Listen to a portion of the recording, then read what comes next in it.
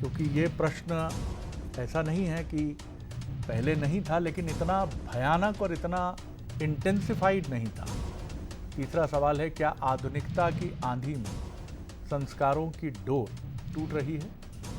निश्चित तौर पर ये भी बहुत अहम बातें हैं कि मुझे बर्बाद कर दिया गया, मुझे समाप्त कर दिया गया। अगर हम अपने बच्चों को ये नॉलेज नहीं दे पा रहे हैं तो ये बहुत बड़ा सामाजिक फेलियर है। क्या कहेंगे शैलेशानंद जी आप? जी, आपने जिस प्रकार की बातें हैं यहाँ पर करी है, उसके अंदर एक बात स्पष्ट होकर के आती है। तो ये होकर के आती है कि आदिकाल हो यानी पाषाण युग हो, अग्नि का आविष्कार हो, पहिए का आविष्कार हो, मतलब मानव के उद्गम से लेकर के आज तक का जो युग है उसके अंदर जीवन आनंद की खोज है। ये तो स्वीकारना पड़ेगा। जितने धर्म ग्रंथ जितनी जीवन शैली है वो आनंद को ही खोजने के लिए बनी हुई। अब उसके अंदर एक स्पर्श सकेगा शरीर का आनंद जब खोजता है आज का युवा या उस समय का युवा, उस समय का युवा आश्रमों के अंदर जा करके धनुर्विद्या शस्त्र विद्या सीखता था, शास्त्र विद्या सीखता था और उसको बड़ा शरीर का आनंद आता था। मन के आनंद के लिए वो विभिन्न साहित्य पढ़ता था। वहीं पर उसके यदि हम देखें बुद्धि के आनंद के लिए वो ज्ञान को प्रोत्साहित करा था। वही है, अंतर कुछ नहीं आया है, सिर्फ समय का अंतर है। जैसे मैं जेनेक्स का हूँ, आप जेनेक्स के हैं, तो जेन जी तक हम पहुंचे हैं। तो पहुंचे क्यों हैं? क्योंकि हम इवोल्यूशन की उस स्टेज के ऊपर, तो हम उनको दोष न दें।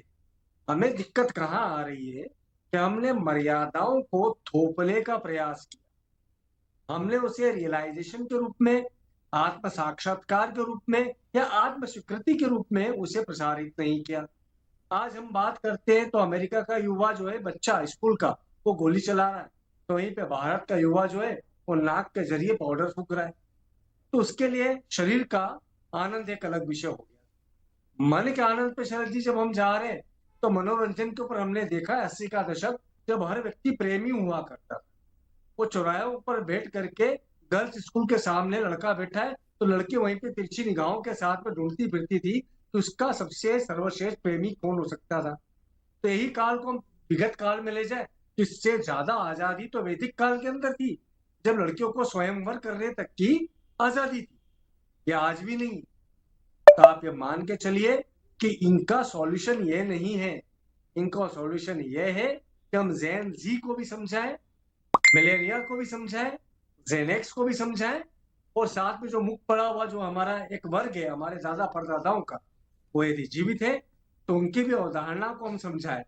तो समझाना यह जरूरी है कि देखेगा, शरीर मन बुद्धि आत्मा का चतुष्टय हर काल में हर युग में हावी रहेगा। हमें आवश्यकता है उनके अंदर विवेक की उत्पत्ति की, कॉन्शियसनेस की उत्पत्ति की।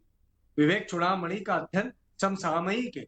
मैं निरंतर रूप से कहता हूँ कि यदि आज का युवा भी जो वैज्ञानिक आधार पर जीता है वो विवेक चूड़ामणि का अध्ययन करेगा ना, तो उसके अंदर मालूम रहेगा कि एथिकल वैल्यूज क्या है। हम एथिकल वैल्यूज को शरद जी प्रसारित नहीं कर पा रहे। एथिकल वैल्यूज यदि हमने स्टेब्लिश कर दी तो ये बात मान के चलिए कि यदि वो सिगरेट पीने भी जाएगा ना तो उसके मन में कहीं नहीं कहेगा इट्स अगेंस्ट एथिक्स, ये हमारे मानवीय मापदंडों के खिलाफ है। क्योंकि हमारा जो वेदांत है वो वेदांत ये कहता है कि भाई आप खुद को भी यदि दुख देते हैं ना तो ये भी पाप है। दूसरों की तो बात छोड़ दीजिए, वो तो पाप है ही। तो हम वेद स्मृति सदाचार स्वस्य प्रियात्मन एतत् चतुर्विधम प्राहु साक्षात धर्म से रक्षण। हम वेदों की यानी हमारे रिसर्च इंस्टीट्यूट को हम बढ़ावा नहीं दे पा रहे। स्मृति यानी हमारे अनुभव को, हमारे ऋषि मुनियों के, साइंटिस्टों के अनुभव को हम प्रैक्टिकल मैनर में इम्प्लीमेंट नहीं कर पा रहे।